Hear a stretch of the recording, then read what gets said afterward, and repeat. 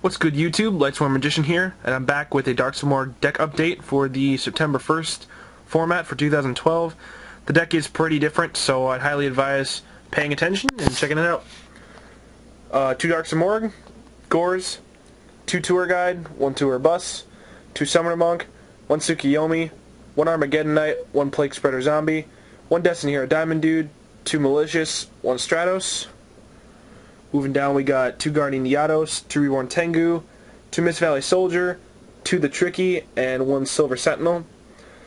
Allure of Darkness, 2 Destiny Draws, 2 Pot of Dualities, 2 Forbidden Lances, 2 Soul Takers, 1 Mind Control, Pot of Avarice, Foolish Burial, 2 MSTs, Heavy Storm, Dark Hole, and Japanese Monster Reborn.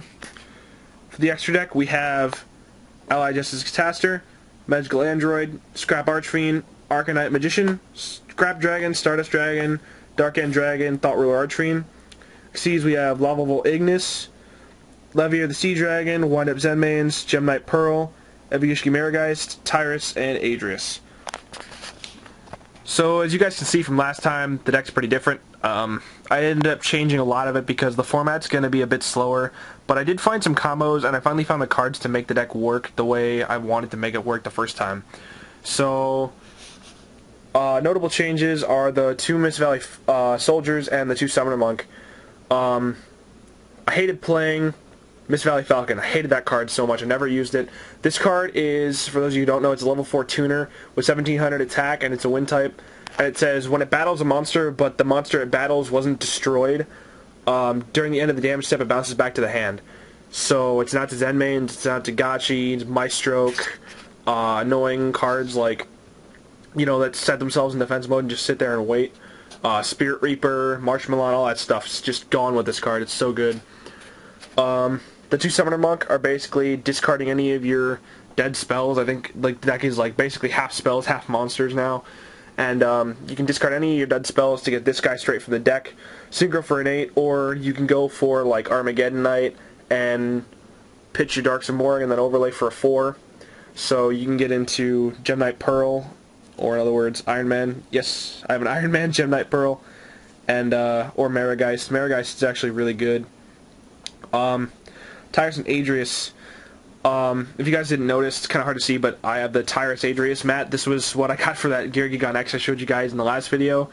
I also ended up getting a couple Prophecy cards, but Tyrus and Adrius were actually 2 of my favorite cards, and I was kind of irked because the amount of times I had like 2 of this guy, or 1 of this guy, and 1 of the level 5 synchros on the field at the same time was really annoying, because I always wish I could go for a rank 5, and now that I finally have space for them, I put them in. So that's good, and these actually worked out really, really well. I go for Tyrus more than Adrius, but Adrius is still a great card. For the new format, you know, we had to take out 1 tour guide, so I also took out, I just basically took that out and I kept the tour bus. This card's actually awesome because if you go tour guide for tour bus, then attach tour guide first, then recycle the tour guide, you can still do your second Exceed, so it's just as good. I love it, because this card's apparently like $25 now, and I got it for $4. So I'm cool with that. You also might have noticed Dark Arm Dragon's gone. This was a decision I kind of made after a couple days of testing, you know. I never could use him. I really couldn't. Like, for some reason I just never had the 3 darks, and I never had him when I did, so, you know, it just didn't really matter. So I took him out, put him inside. Tsukiyomi, we actually get to use this card now. I love this card because, like, I don't like Book of Moon. Hate on me all you want for that, but I don't run Book of Moon in a lot of my decks. I don't think it's that great. But this card, something about this card makes it click. I don't know why, but I just think it's kind of a cool card. I might actually put in Book of Moon later. Like, I'm not saying it's a bad card, I just don't find room for it very often, so who knows. Next up, we have the anti-meta choices, which are the 2 Lance, the 2 Soul Taker, and the Mind Control. These are spells that I wanted to put in for a while. I also almost considered taking these 3 out for 2 Reasonings and a Monster Gate. I might try that later. Not right now, though, but Soul Taker is really good this format. You know, gets over a lot of stuff like Shining, Light Pulsar, makes it miss timing. Forbidden Lance keeps my stuff safe, and it helps, you know, just get over random stuff. Like, if they're stronger than me, just chain Forbidden Lance, and then their monster loses 800. Then we have Mind Control. This card's so good. I was trying to find room in this deck for this card for so long, and I finally did. And, you know, it's just awesome. Just take their stuff, overlay, synchro, do whatever. Just go ape on them. And then another thing is the Silver Sentinel card. This is a card from Return of the Duelist. For those of you who don't know what he does, I'll pull him out here. He's a 1500 attack, 1300 defense warrior, Earth type. So he's an Earth type, and he is the 41st card, but he's totally worth it. Because it says, you can set this card from your hand into your spell and trap card zone face down as a spell card. So you just play him face down as a spell. When he's destroyed like that and sent to the graveyard, you get to target a card on your opponent's side of the field. Then during the end phase, he special summons himself from the graveyard, and you can destroy the card you targeted. So it's pretty cool. It's a +1 card. It's a really good bait for MST because, you know, just leave one card set there. And it's pretty funny, I'm not going to lie. Like, the amount of times I'll just set this as my one macro, and they'll always have an MST, or they'll always have a Heavy Storm, and they'll have something else to get rid of. I mean, this card just wins single-handedly. It's going to be a good card. I'm trying to get a second one. I did have the ultimate one from Return of the Duelist Sneak Peek, but I traded that off, and then I got this one today. So I think it's a good card. I'm going to keep testing it and see how it goes. But Destiny Draw Engine. A lot of people are probably wondering with new format, why the hell am I not running 3D Draw? I've tested 3D Draw for quite a long time, and I only have, if you notice, I only have 3 targets. And these 2 are the only targets that are ever live because one of these needs to stay in the deck. So 3D Draw seems like a bit much. And right now, I only draw either a Destiny Hero or Destiny Draw. Like, I seem to never have 2. Like, I can't have 1 and 1. I cannot do it for some reason. Like, unless I get lucky, I don't have them in the hand at the same time.